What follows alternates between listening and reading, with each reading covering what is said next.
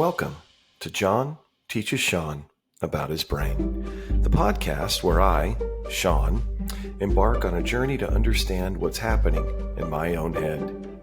Spoiler alert, I have no clue, but that's precisely why we're here. In each episode, I explore questions about the brain that I believe will resonate with all of us. Like, why can't I turn my brain off at 3 a.m.? Why my memory only works when it feels like it, and why my brain seems to betray me when I need it most. Listen, I'm not a scientist. I'm no expert. I'm just a guy looking to unravel the mysteries of my own mind. Fortunately, I happen to know a cognitive neuroscientist who is an expert in the brain, and I get to ask him all the questions I want. So, if you're curious, confused, or simply along for the ride, welcome. And hey, if you like what you hear, don't forget to like, follow, subscribe to the podcast, or whatever it is you do wherever you listen to podcasts. I don't know how the algorithms work.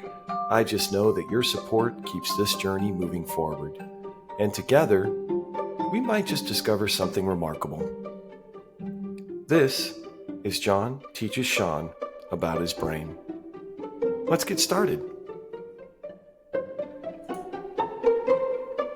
Hi, John. It's good to see you. Hey, Sean. Good to see you. Do you have anything on your mind this week? Yeah, I was going to talk a little bit about, give some examples about the back channel communication with the on channel and kind of how it surprises. I was going to give an example that happened to me and then one that happened to Casey. Mine happened a little while ago, but I think it's really interesting to tell so that maybe the listeners can get a better idea of what we're talking about when we're talking about back channel communication.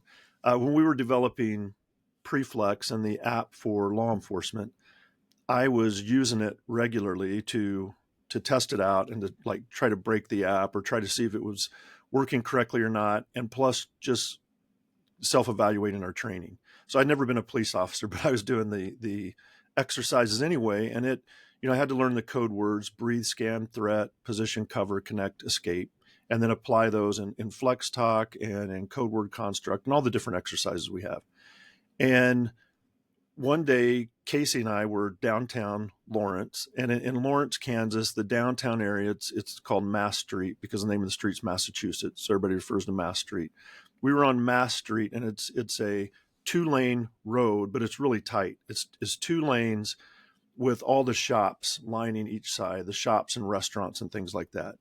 And if you're going south on Mass Street, you park to the right, but you angle in. So it's not turning straight in. You just kind of angle in and park, and then you can back out and keep going south. And if you're traveling north, you angle in from the north. So you can't park, if you're heading south, you can't park on the left side of the road, whichever direction you're going. You have to park to the right. And on Mass Street, there's also every other parking space.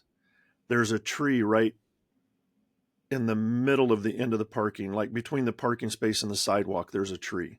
So that the buildings have trees lining them and then the road in the middle. So it's a really neat little area to shop in and walk in. And in the winter, they put lights up and things like that.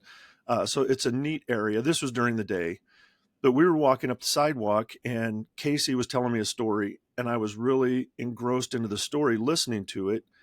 And she was to my left, closer to the buildings. I was to the right, closer to the parking. So cars would be coming at us and then pulling into parking spaces kind of at us. So as we were walking, I was looking at her and the sidewalk. I was glancing back and forth at her. And all of a sudden, I just stopped and put my arm out in front of her and stopped her too. It was just like, boom, there was no thought on my part. I just went, boom.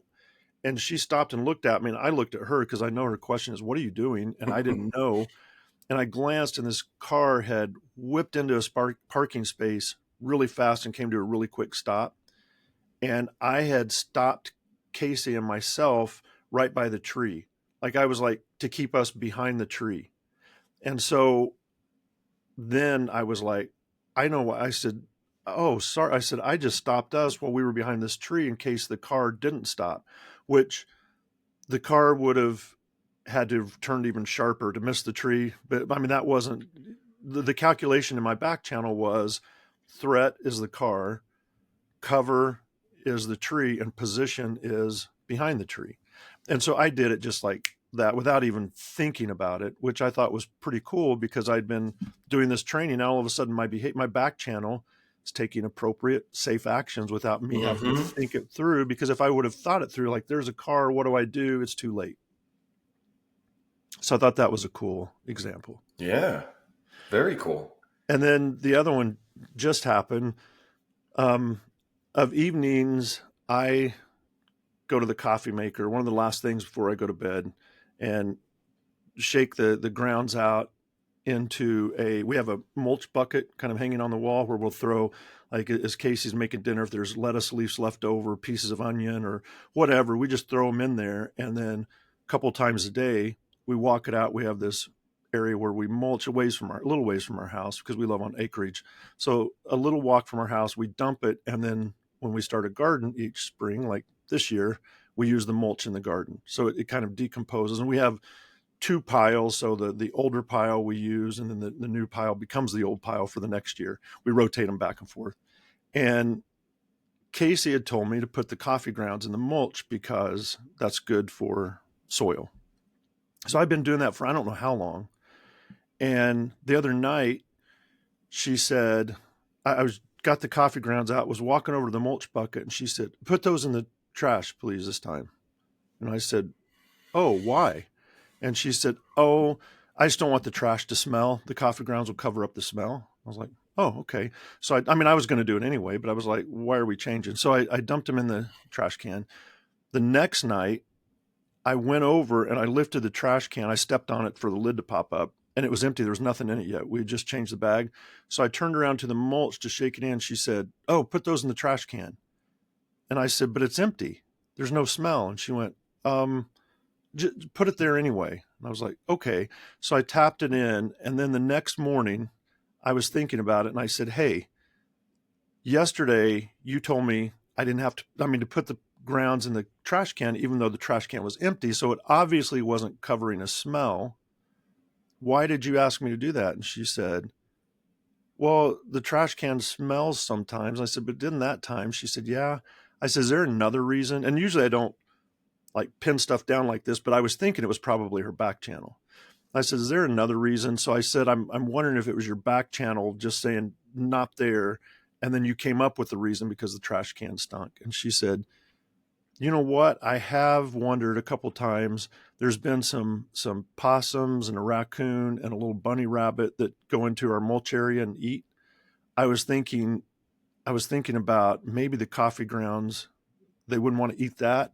She said, "But I wasn't thinking of that when I told you to put them in the trash can." But she said, "I think my real reason was so that there wouldn't be coffee grounds in the mulch." She said, "I'll just start putting those directly on the garden."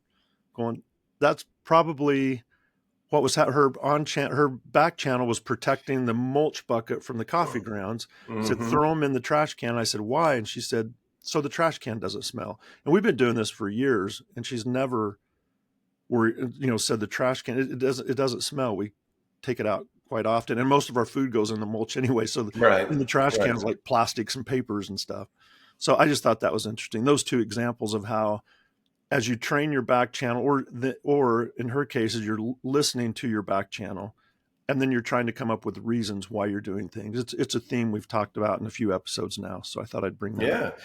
So I have and only because as you were talking, something happened to me this morning that is not a good example in the same vein that you're using, but so kind of a long story with no payoff, which is, if you know me, is par for the course. But this morning I took a shower, got dressed, and then I'm standing there at the sink, and to my left is this, like a cabinet Mm-hmm. where you open the two, like a cupboard to the two doors, and then all of my hygiene stuff is in there: toothpaste, toothbrush, deodorant, beard Comb. oil. Well, yeah, no, but it's all in that cabinet, right? And this morning, um, I opened the cabinet door and I took out an item, and I thought to myself, looked at it and said, I need 3 other items in there. So don't close the cabinet door because I don't want to open and close this thing 3 times. That was the thought that I had. So I started, for whatever reason, I started with brushing my teeth. So I grabbed a toothbrush out of there, grabbed my toothpaste. And as I started brushing my teeth, I was just, my mind was wandering as it does or whatever. I get done brushing my teeth and I look over and the cabinet's closed. And and it hit me. I was like, oh, I was brushing my teeth and I didn't even realize that I reached over and closed that cabinet door. And then I was like, why? I was really frustrated with myself because we had this conversation that we weren't going to close the cabinet door. And then I start brushing my teeth and then magically the cabinet door's closed. And again, I'm saying frustrated. I feel like I got angry at myself. And I opened the cabinet door and I put the stuff back in there. And then I got the deodorant that I was going to get. I went through the process, but I was sitting there just getting ready this morning and I was stewing that I had set out this plan and the plan made sense. It was efficient not to open and close the door. And I closed the door anyway. And so what kind of sprang to mind is that my back channel did something for what I don't know the reason. And thankfully, different than your stories, I wasn't trying to come up with a reason why I did it. I was more going with, I did it and now I'm upset with myself, angry. And this is probably too revealing, but then I'm in this spiral of like, well, don't be angry at yourself. So now I'm getting angry that I'm angry. Do you know what I mean? Like it's not productive in any way. I can't go back and unclose that cabinet. It happened. But I spent, more time this morning in the bathroom angry at myself. And then angry that I was angry at myself. And again, I wasn't going to talk about this on this podcast, but you talking about those two things really, like, it brought it right back up to the front of my mind again, what I was feeling this morning. So you're on channel, you were consciously aware of a plan, but that doesn't mean just because you're on channel says I'm going to do something, doesn't mean your back channel's going to follow the orders of the on channel. Just like when you gave the example of wanting to go to store A and store B and then store C, and you got in the turn lane to go to store C. It's like your back channel has its patterns and its habits on brushing your teeth, closing the door, or getting the toothpaste out, closing the door, brushing your teeth, open it, putting it in, all of that. And so your on channel plan, the back channel doesn't care unless there's on channel oversight to override that urge to close the door. But you were probably thinking about something else. And then when you got angry, it was probably your back channel's like, don't be angry. Like, I didn't mean to do anything wrong. Don't be angry at me. And then you're angry of that. So yeah, I think that it was a tussle this morning between your on channel and your back channel. It sounds that That way. happens a lot though, to everybody. Yeah. That happens a lot. So I'm using the word anger because I try to shy away from it. Frustrated, but either way, I'm not going to hide from anger. All right. I try not to get angry because I know that when I get angry, I do and say things that I regret. I know that about myself. So I try really hard not to get angry. But in this sense, I think I was angry. But so can we just talk about emotions for well, probably a while, because it might take us a while to sort this out. But emotions are in the back channel, right? If I remember you saying that. Yeah, emotions are complicated. So Okay. they can be they're all parts of your brain really contribute to emotions. Even the on channel? Yeah. Okay. So let me back up then a little bit and explain emotions. Excuse me. It was originally believed, the common sense view of emotions were that, let's say you're out camping, that you see a bear and you become afraid. And then when you're afraid, your heart starts beating faster and you run away. And then a little over a century ago. So this is around late 1800s, early 1900s. You probably heard of William James, the philosopher and psychologist that came up with a lot of ideas around uh, conditioning children and saying, give me a child and I'll make them a thief or a banker or a lawyer, saying that Oh, that people are start with like blank slates, and you can train a person just by how you treat them to be almost anything you want them to be. And that's because our nurture plays such a big role in personality development. okay. So that's to William James. I just got sidetracked a little bit, but No, no, no. That's good because I have not heard of William James, okay. but the idea of nature versus nurture He kind jumped of, in that debate. Yeah. yeah. Okay. And so when you think about behavior and conditioning, you think more about Pavlov and Pavlov's dog, the Russian Hmm. physiologist, or you think about B.F. Skinner with operant conditioning and Those the I know. pigeons Those pecking names I keys. know. Yeah, William Yeah. James came a little bit before them, so he kind of laid the groundwork for some of their discussions. Um, at this, so he came up with a different way to describe emotions, and at the same time, there's a researcher by the name of Lang. His last name was Lang, like Lange, I believe.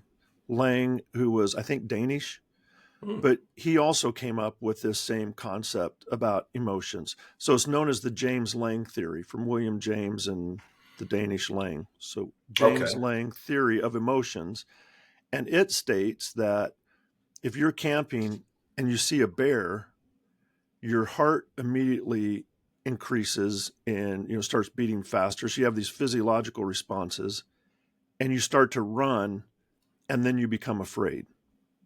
So instead of seeing the bear, having the emotion of fear, and then having the physiological responses of increased heart rate and running, it happens the other way. You see the bear, you have the physiological responses, and then you have the emotion. And so, and that turned out to be not completely the way it is, but much closer than the common sense view. And what researchers added to that later was the cognitive side of it and the on-channel side. And it's understanding the context you're in. Like seeing a bear in a zoo isn't going to scare you immediately because you understand you're in a zoo and there's no need to be afraid of the bears behind a barrier or whatever. Yeah, it'd be But odd behavior if you started running away at the zoo from the at bear. every place you stopped, you You turn would and run run. away. That Yeah. would be bad.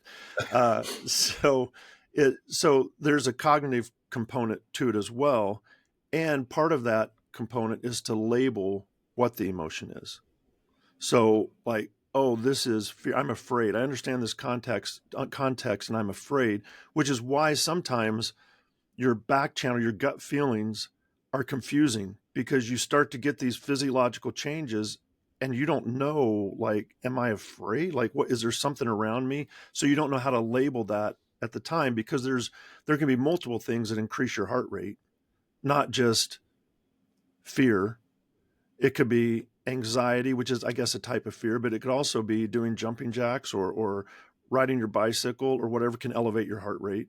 So you have to understand the context, and also physiological responses are really complex. It's not just my heart rate goes up. You have your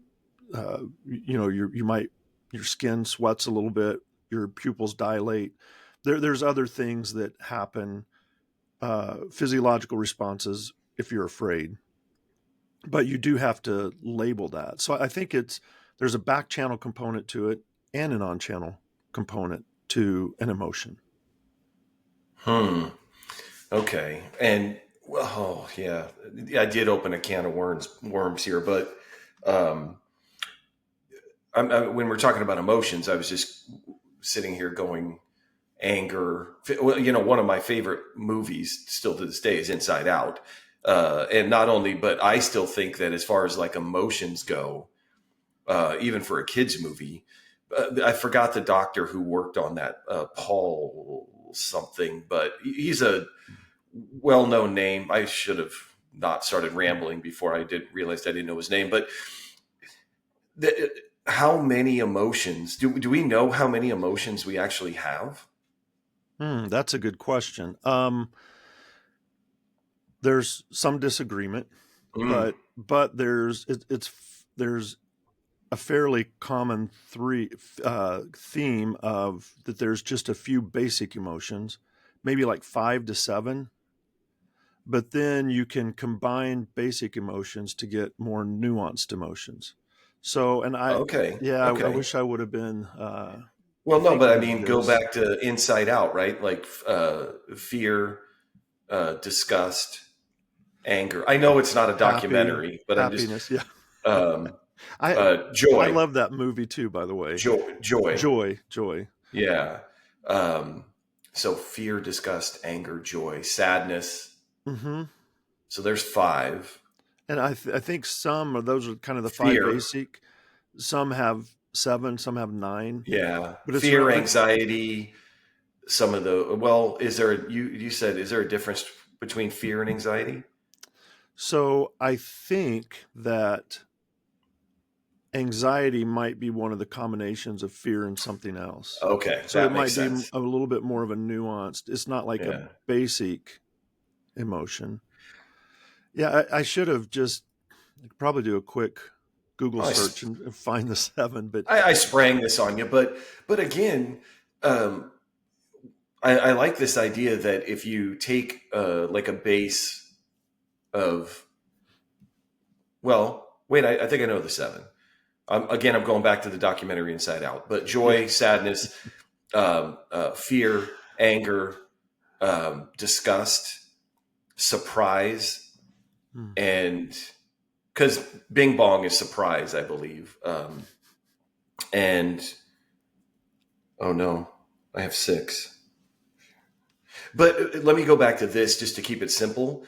Um, at its at its like basis, emotions are designed to keep us alive and to propagate the species, right? I mean, at its core, is that an oversimplification?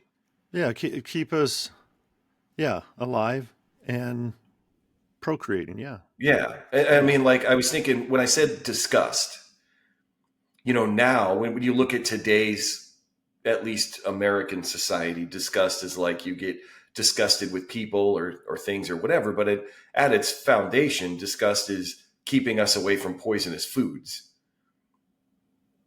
Is I'm afraid that Yeah. I'm Yeah, that's right. oversimplifying some of these things, so I'm waiting for your face to be like, "Oh no, Sean."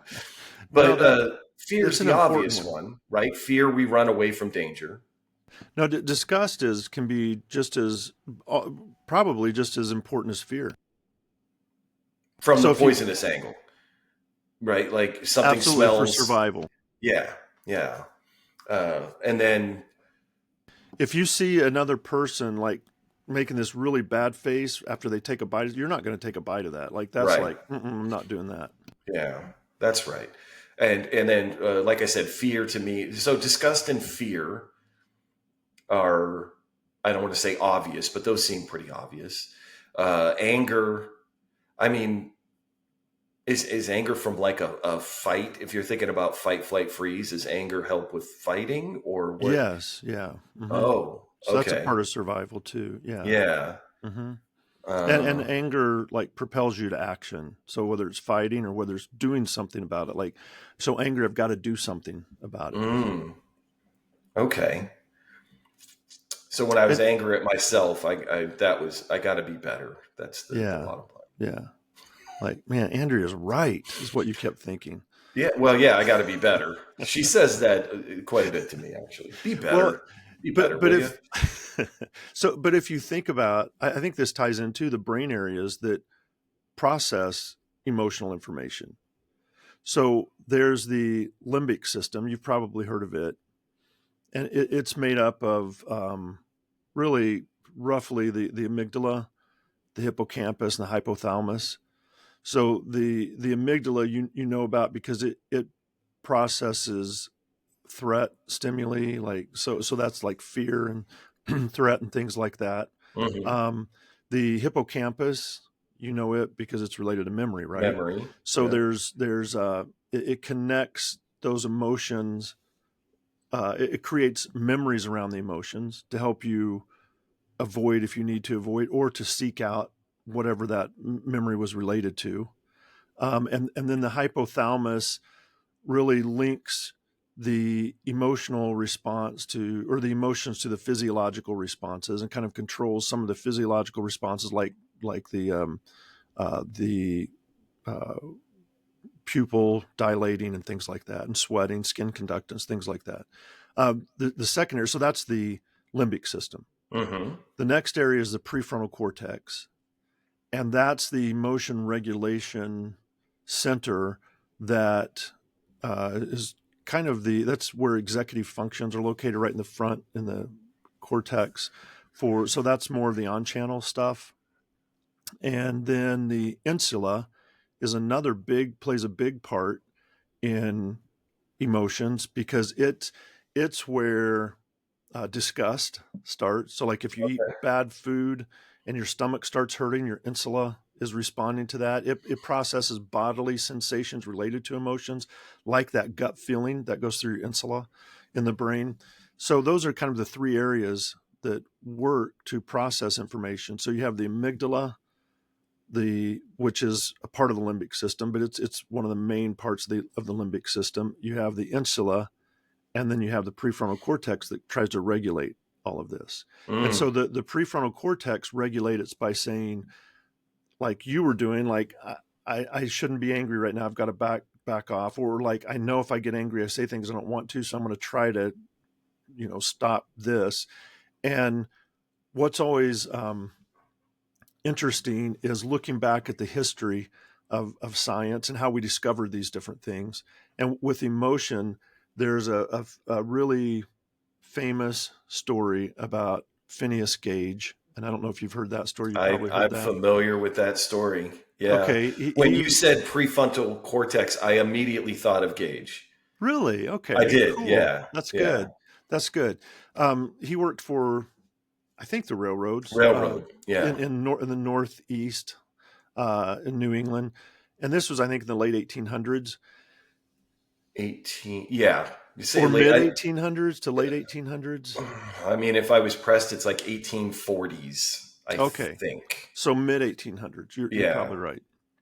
And Don't would hold you me to that. I do you don't know. want to tell the story? You probably I'll tell know it the better. best I, Yeah, I, yeah, I you tell. know, but again, he's working for the railroad. They're building the railroad, and as part of that, they use explosives to carve out uh, rocky cliffs or whatever to the sides, blow tunneling. So when if you've been on a train in Amtrak cross country or in anywhere, you go through under a mountain or whatever it is. So they're building all of those things. And so around these explosions, well, he is injured.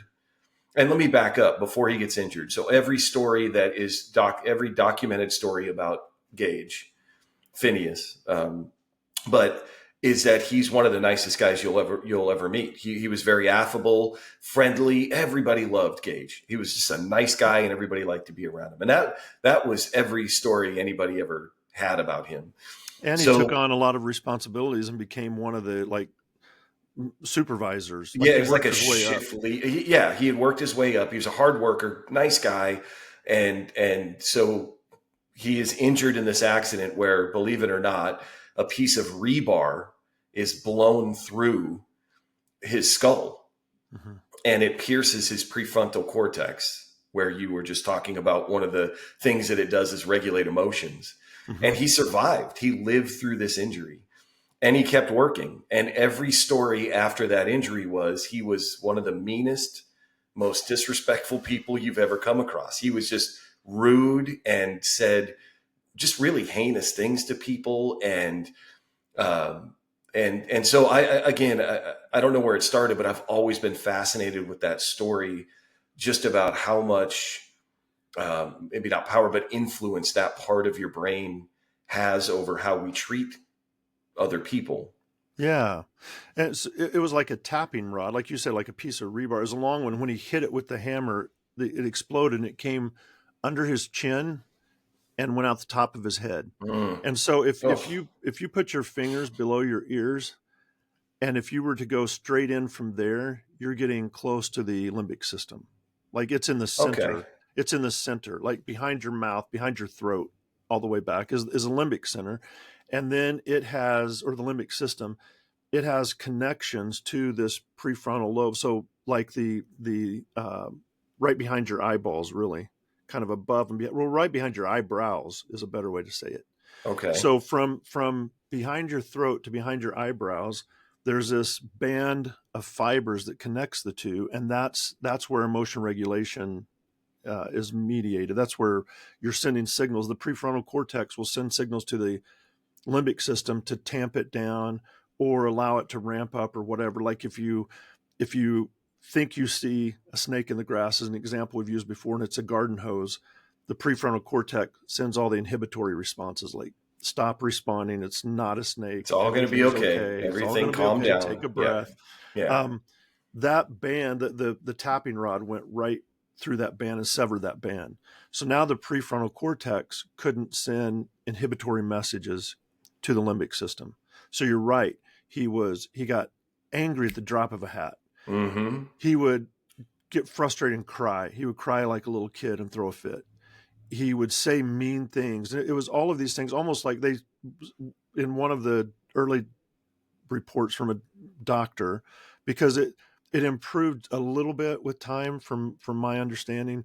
But some of the original analysis was he acts like a 3-year-old. He throws fits like a 3-year-old, and that's because 3-year-olds haven't developed that band of fibers yet to control their emotions either. So their emotions are just kind of out on display, and we let it go. We say, well, they're just a 3-year-old. But when somebody in their 30s is acting like a 3-year-old, it's like, and then he became like, people dreaded seeing him coming. They would try to avoid him. Yep. And my understanding is I don't think he worked much longer. They pretty soon they had to fire him. He got fired. He got Yeah, if fired I soon if after. I recall that story well enough, that's why I remembered he was a hard worker. He had been Yeah. promoted. He was highly regarded, and they ended up having to fire him. Yeah. And when the accident happened, everybody was devastated because he was so, he'd worked, he had so much responsibility for everybody. He kept, Mm-hmm. like, there'd be fights in the group. He was always settling fights and just this really nice guy, like you said. Then this happens and they think he's going to die, but he lives. So then everybody's relieved until he starts to recover. And then they're like, oh my goodness. And even, some of the workers even said it's too bad that he survived the accident, because then I I would have had remember. good memories of him Yep, I remember instead of these reading bad that. memories. Yeah. Yeah, So it's that the emotion center, like the back channel, is just ready to, it just, all the emotions just to explode into all different directions all the time. And it's our frontal cortex that keeps, our prefrontal cortex that regulates that. So let me ask you this then.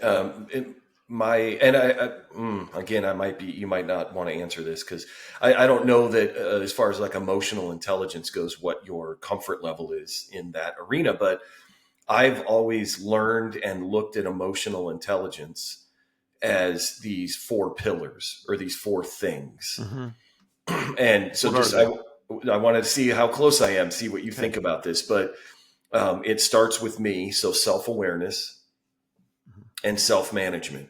So, am I aware of the emotions that I'm feeling, and then do I have some tools to manage those emotions? And then the second part, the other two pillars, are other people, Mm-hmm. and that is realizing that other people have emotions too, Mm-hmm. recognizing those emotions, and then having some tools to manage.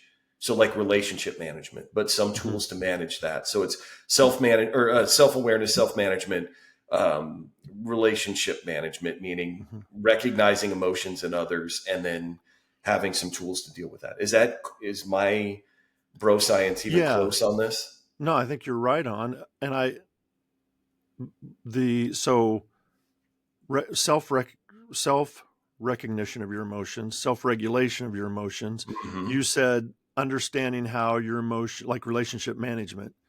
The other one, I think of it more as the ability to understand another person's emotions, like Yeah. perceiving their emotions. Okay. Yes. That's Yeah. the So, third pillar for me. okay. Yes. Pillar Yes. three. So yeah, that's really Recognizing the it. emotions in others, Hmm. and Hmm. then some Yes. strategies or tools to I missed try that. I to. was probably thinking of something else, and I missed your No, no, no. third one. That's So, again.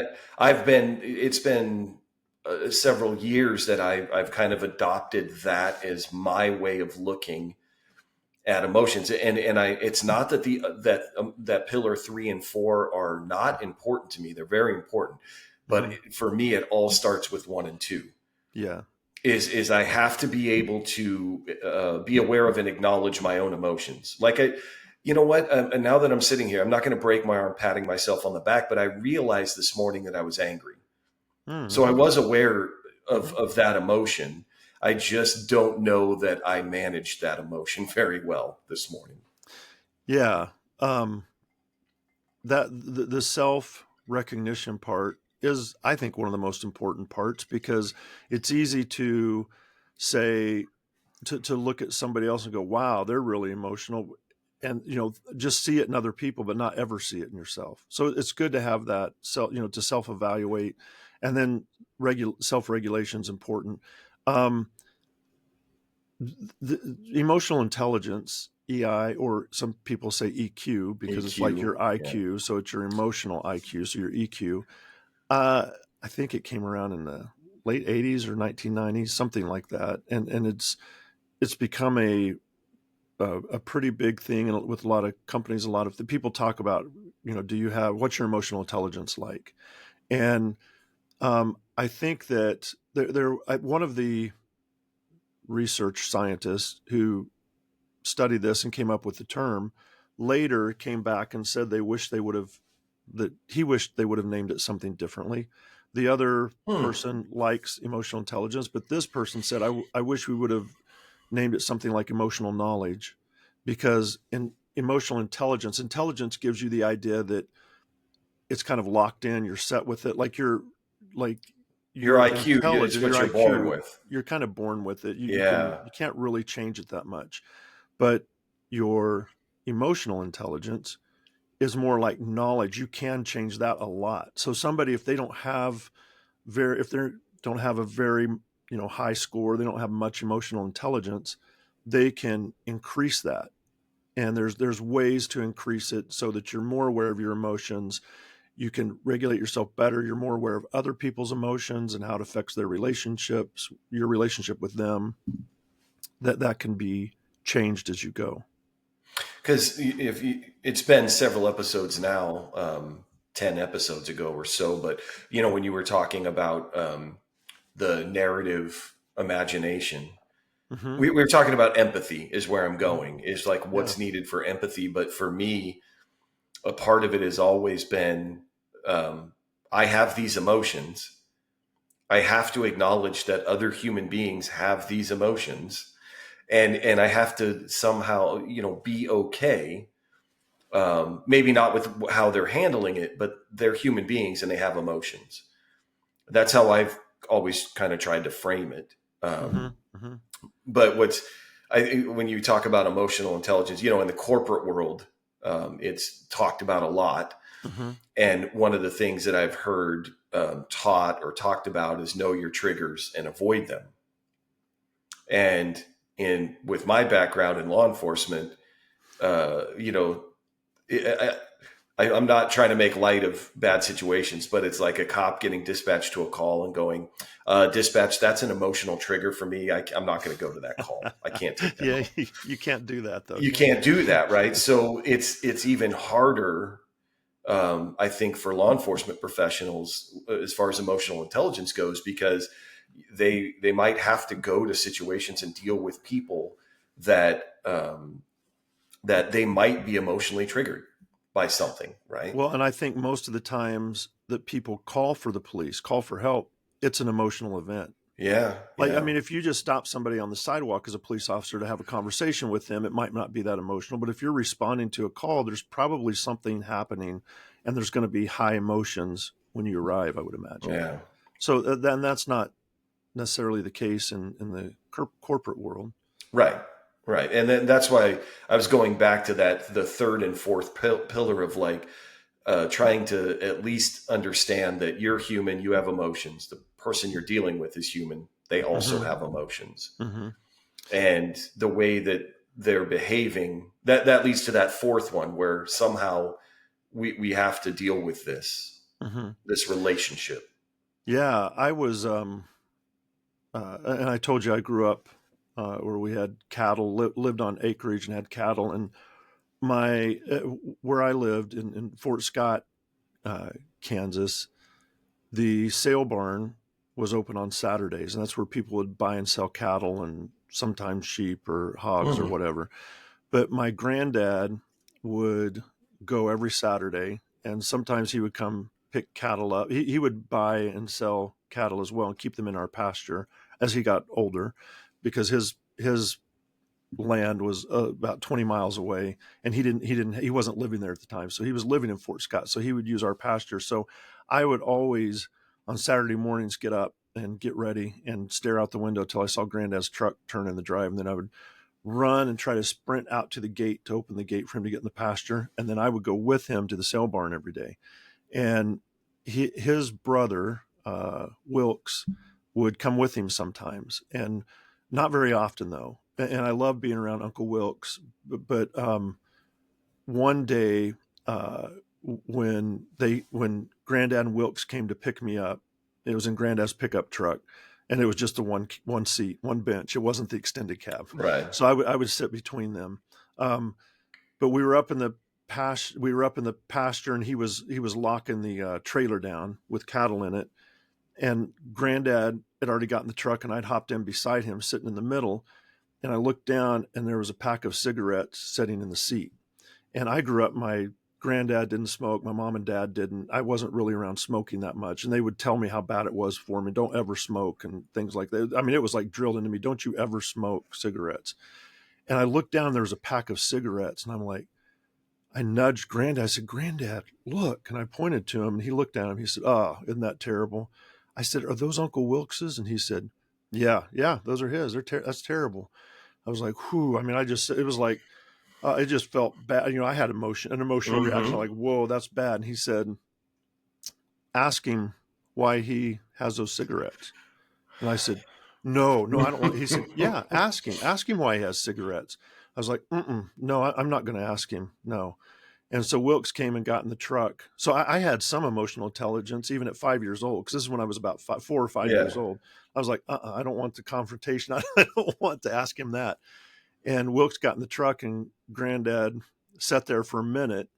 And Wilkes was kind of talking about, I got it all locked up and all that. He said, all right, all right. He put it and started to drive. And he said, Wilkes, John has a question for you. I was like, Mm. he said, ask him, John. I went, mm-mm. I just sat back and I was going, no, I wouldn't. He said, John wants to know why you have those cigarettes with you, why they were in the seat. Why do you have cigarettes? And Wilkes said, oh, John, I am really sorry. It is a habit that I picked up and I cannot stop. I wish I didn't have to smoke these cigarettes. Don't you ever start smoking cigarettes, because you'll never be able to stop. And so it kind of turned it like that. But I just remember, like, my stomach was hurting. I was like, like, Uncle Wilkes was like way up here to me on a pedestal. And I was like, I don't want him to think bad of me. And like, Granddad, why are you put? So I don't know whether Granddad didn't have any emotional intelligence or Mm. whether he was trying to put his brother on the spot. he, Like, you shouldn't be yeah, smoking. yeah, Yeah. But I knew that that's going to hurt. I was worried it was going to hurt my relationship with Wilkes. I yeah. didn't want to ask him questions like that. Or did your grandfather maybe have? I won't say emotional intelligence, but he knew that he could play on Wilkes's emotions by bringing you into it. I'm assuming that Wilkes liked you, and loved this 5-year-old kid or whatever, Yeah. and how much more impactful emotionally Hmm. it might be for Wilkes for to have John ask instead of Yeah. me, his brother, who me berating him probably doesn't hold the same value emotionally as having this little kid Yeah. looking up at him going, why do you have these cigarettes? So if you knew Granddad, it would be both. He would be wanting to use me as an emotional pawn, but Uh-huh. he would Well, oh, I didn't also say that. I didn't say he that. would he would also wouldn't mind just berating his brother about smoking. he Yeah, was yeah, he did not fear confrontations or dread them. I don't think he was in the middle of several, but it yeah, was usually, I think Granddad always had a purpose for what he was doing and saying, and it wasn't that he was always out in people's faces, but if he had to be, he didn't seem to mind it much. But he yeah, was a nice person, but then he would just tell you how it is, like you shouldn't do that, or yeah. But yeah, that just goes back to the emotional intelligence, and then kind of the difference between that and emotional knowledge, because you can gain in that area. yeah. So I don't know if I want to be promoting other podcasts during our podcast, but being honest, I follow this newsletter. It's called the Daily Stoic, Hmm. and I'm into the Stoic philosophy. And every week I listen to Ryan Holiday's podcast, The Daily Stoic, and it's a variety of topics. But just last Saturday, when I was driving, I listened to it, and Ryan had um, a Buddhist on who's a poet, and the two of them were talking about how Buddhism and Stoicism view emotions. Hmm. And I think that the widely held misconception about Stoicism, because of the word Stoic, small Hmm. case s, Hmm. is that you have no emotions, Hmm. that you don't feel anything, that you're whatever, stiff upper lip or whatever it is. And not only Ryan Holiday, who's my modern day kind of guide into Stoicism, but all the Marcus Aurelius, Cato, any of them, when they talk about Stoicism, it's never don't feel emotions or hide your emotions. Hmm. But why I gravitate towards it, I think, is that it's acknowledge the emotion, so be aware of it, and but don't attach as much meaning to the emotion as we tend to do, right? Like, so Hmm. go, I'm angry. I know that I'm angry, and let's. But what Stoicism preaches, not preaches, but what Stoicism tries to get people like me to do is not act on those. So you can still get angry, you can still be sad, you can still be you still feel emotions, Hmm. but trying to curb the acting on those emotions. Does that Yeah, make sense? yeah. Because if you didn't feel emotions, that would be a huge problem. Yes. Not just to say, well, I guess it just in like decision making, just in life choices, like everyday decisions, emotions have to play a part in that. Do you remember the show Star Trek? Mm-hmm. Oh yeah. So Spock was the Vulcan, I think, but He's Vulcan. he was, Vulcans had just logic, and he was always very logical in what he was saying. And so they would ask him what they should do in situations because he was the logical person. So the logical person will know because, and you probably heard this saying, what is the saying? Oh, think with your head, not your heart.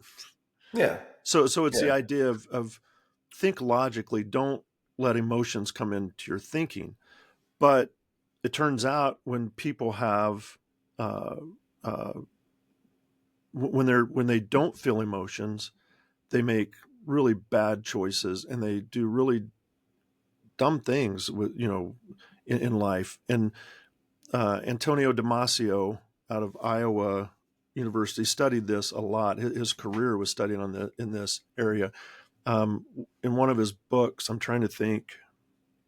I believe it was Descartes' baby. No, that was a different Descartes' error. I think it was called Descartes' error. So it's just a reference back to Rene Descartes had the idea, the first one to really come up with dualism, that mind and body are separate. Mm-hmm. So this book was Descartes' error, and he was talking about emotions and the role they played. And he worked at the University of Iowa Hospital, and he started seeing patients from around the country would come to him who had problems like a stroke or an accident would to like the prefrontal cortex and different areas would basically leave them with just logic and without emotion. Hmm. And so then he would study what they would do and found out their IQ and their command of logic were both still intact. So that hadn't been affected in their injuries, but they had lost emotions and that feeling. And they would do they you know he like almost everybody that this happened to, it wasn't very long till they had no family. Like they were divorced fairly quickly. Nobody wanted to see them. They're kind of ostracized from families. They would lose their job. I mean, they were just like, it was like Phineas Gage, Phineas Gage. except the opposite. It wasn't that they were mean or angry or like crying all the time. It's just they didn't show any of those emotions. Like, Oh, the opposite, it was kind of the maybe, of opposite. Gage. Yeah. Yeah, yeah. And so they were just logical. And so they wouldn't understand. Like, if you would ask them certain things, so, they would know, like, would you choose A or B? They would know the outcomes, and they could logically think through, if I choose A, this is going to happen. If I choose B, this is going to happen. And they would be right. But then they wouldn't understand which one would be the better choice for them. So they Right. would go, I know what's going to happen in both cases, but I don't understand the choice difference. And it might be the difference between, you know, divorcing your wife or not over something. Like, I don't get the connection between those, because I can think logically, but there's no emotional tie to it. And so he developed what was called, I can't remember what it was called, but it was a test, a card test, where they would have, I think, 4 piles of cards, like playing cards, but they weren't actual playing cards. They were like that, but they would have values, dollar values on one side or the other. And they would either be plus or minus.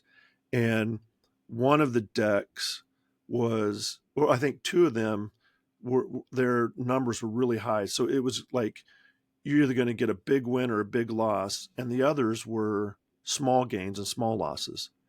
And so when people, you don't know which is which till you start playing it, and then you learn very quickly. And most people start almost immediately playing the low risk decks to try to gain, because that high risk, the big loss is just a killer. But people without emotions play the high risk decks just as much as they play the low risk. There's really no, Hmm. and they don't understand why they shouldn't do that. They say, well, this, and they can explain what's in the deck. This deck is likely to give you big gains or big losses. This will give you small, these will give you smaller, these will give you bigger, but that doesn't mean I should pick one over the other. Right. So emotions are really important in just everyday decision making as well. I'm thinking about, there's an adage, don't make decisions when you're really happy or really angry. Yeah. Yeah. But, but, there's, what I'm taking is that there's, as always, this middle ground of, you're making a decision, you want to be logical, but there's also an emotional component to it. Mm-hmm. How is this Mm-hmm. going to affect others? How is it going to affect me? You know, from an emotional standpoint. Mm-hmm. So Yeah. you can't be all logic and you can't be all emotion. There's got to be a mixture of those in decision making. Yeah. Hmm. And emotional intelligence, it's also, there's research to show that it helps with mental health and well-being. So in mental health disorders, there's usually emotional dysregulation, where you're not able to regulate your emotions like you can. So for example, depression, your emotional responses are really blunted. Or with anxiety disorders, it's really heightened emotions. uh, Hmm. PTSD and emotional disruption, and there's not regulating it as normal. But they found that people with higher emotional intelligence have less dysregulation. It's almost like it's a protective factor in that type of thing. So that when you get down, and depression is a clinical term, and it's different from what we normally say, oh, I'm really depressed. Yeah, well, how long has it lasted? Like a day or two? That's Yeah. that's not clinical depression yet. It's like 30 days or 60 days of being really, really low before you can be diagnosed with that, along with several other things. So most of the time, when most of us say, I'm really depressed, it doesn't mean clinical depression. But even your normal, like, I'm really depressed, is kind of protected a little bit with emotional intelligence. Not that you can't be depressed, but you probably won't go as low for as long with higher emotional intelligence. Going back to depression, though, is it well, clinically, is it fair for me to say that sadness is like an event? I'm sad over this thing, Hmm. passing of a loved one, a family Hmm. pet, even not that extreme. I'm just sad about this thing. But sadness every day for 2 months, that's depression. That's different. Yeah. That's Yeah. different. Yeah. And So you're right. If it's tied to an event, then that's it would be strange if you didn't have right. sad emotion. Yeah. But on the flip side of that, so I'm trying to kind of put this all together in my head on the fly here, but happiness um, is kind of like sadness. You get happy over an event, but it's fleeting. But happiness every day for a certain amount of time, is that joy or is that different? Um,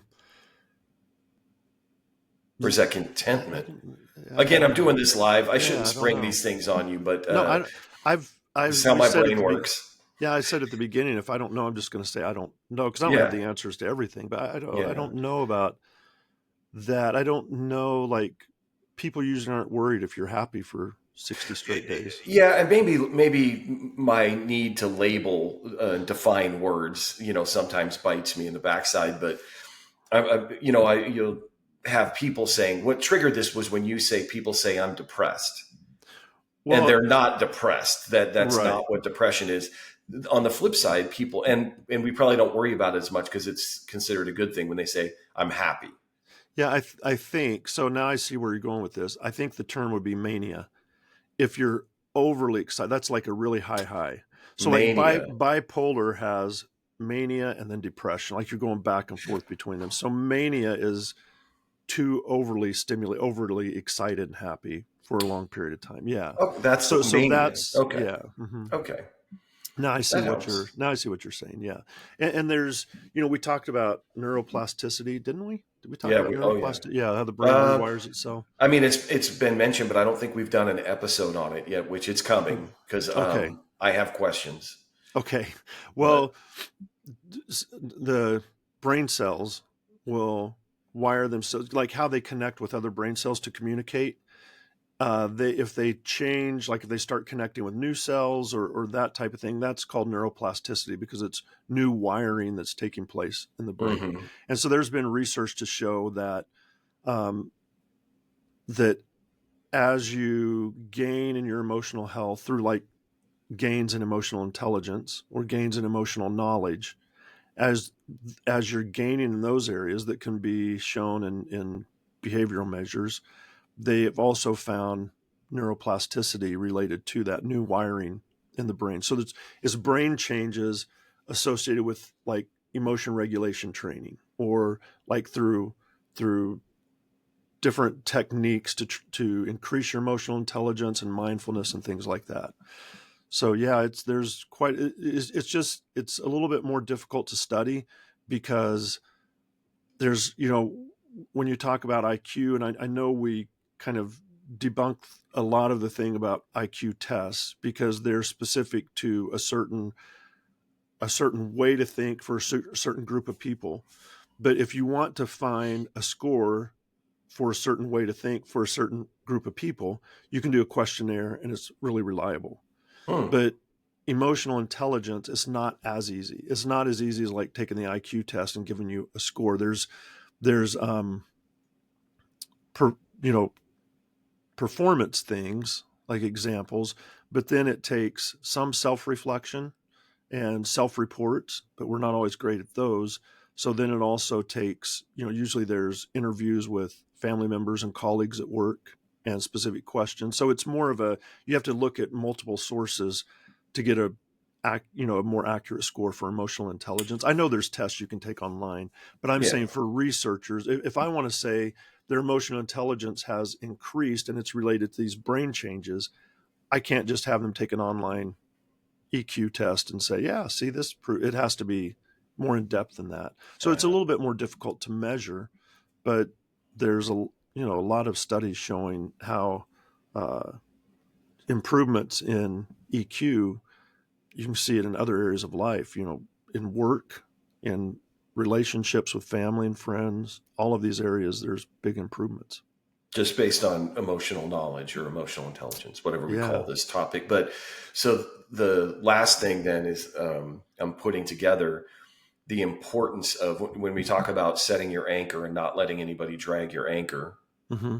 Um, I mean, that's emotional. That's everything we're talking about right now is Yep. knowing, okay, I'm starting to get frustrated with this person and I need to be able to manage that. Mm-hmm. And they're saying some things or doing some things that are upsetting me, but I know that they have emotion, right? It's Mm-hmm. just the whole thing is that Mm-hmm. what you just said, it rang so true to me is you can't even talk about setting your anchor and not letting it get dragged if you don't have this emotional knowledge. Yeah, that's true. Um, yeah, and I think that kind of some of the common ways or techniques that people use to increase it is like mindfulness. So taking, you know, controlled breathing and then guiding your thoughts towards certain things, journaling about your emotions. So writing down information about your emotions that you can, because that's part of reflection. Mm-hmm. Um, the pause in the moment and reflect. So like if you are brushing your teeth and you close the cabinet door and you start to get it, just pause and reflect on that. There's also uh, reframing, like reframe what this is. So you're starting to get upset, and then you just say, well, "Let me look at it from a little bit different angle." That didn't take that much extra effort to close or open the door, type of thing. Or if I mean, I don't mean to keep bringing it back. I'm trying to think of an No, I example, and I started can't. this. Please keep bringing it back. I started this whole episode with that kind of topic, with that question. Yeah, or reframing it like it's not going to affect me if Uncle Wilkes smokes his cigarette. So why do I have to jump on his back, Granddad? But it's that kind of that reframing part of it. Um, Yeah. and these are all things that we're doing. I'm going to bring Preflex back into it because we did a study with the state of Washington, and we had they hired the Organizational Effectiveness Research Group to do the research around this to try to create or to measure our implicit bias course we created. But it had those things in it. It was the breathing and the mindfulness. It was thinking back on events and journaling about them, as far as which code words did you use and how and why. It was the reframing with anchoring. It was the pause and reflect, like, are you going to let this person drag your anchor, or are you going to set the anchor and pull their anchor towards you? So it was those concepts that really changed their empathy and tolerance and all of those things significantly, that Yeah. research showed. Measurable results. Measurable results. And if we could have taken brain scans before and after, I'm sure we would have seen neuroplasticity involved as well, because now you're building schemas and information is being processed through those schemas and all of that. Yeah. Oh, wow. Oh, well, I've kept you longer than I meant to on a topic that I didn't mean to drag you into. So, but thank you for all of that. That was really helpful for me. Yeah. Well, happy to help. We'll just, stay curious, keep flexing your brain and learning more as we go. Oof, I will. So that brings us to the end of another fascinating discussion here on John Teaches Sean About His Brain. And I hope you find today's information as insightful as I do. If you're intrigued by what you heard today and you want to dive deeper, I encourage you to go back and listen to our previous episodes if you haven't already, where John has laid the groundwork for many of these concepts, so much information. We're always looking to continue this journey of understanding our brains together. So if you have any questions about the topics we've covered, or if there's a brain related mystery you'd like us to try and unravel, we'd love to hear from you. You can connect with us on our social media channels. All the details are in the show notes below. Let us know your thoughts, share your insights, and you never know, maybe your question will be featured in a future episode. And if you like this episode, tell a friend, a coworker, a family member, anybody you think that would like it. And if you love the episode, tell two. So finally, if you're enjoying John Teaches Sean About His Brain and finding these conversations helpful, Please don't forget to like, follow, subscribe, wherever you listen to podcasts. With your help, we can continue on this path and work together to make incredible discoveries about the human brain.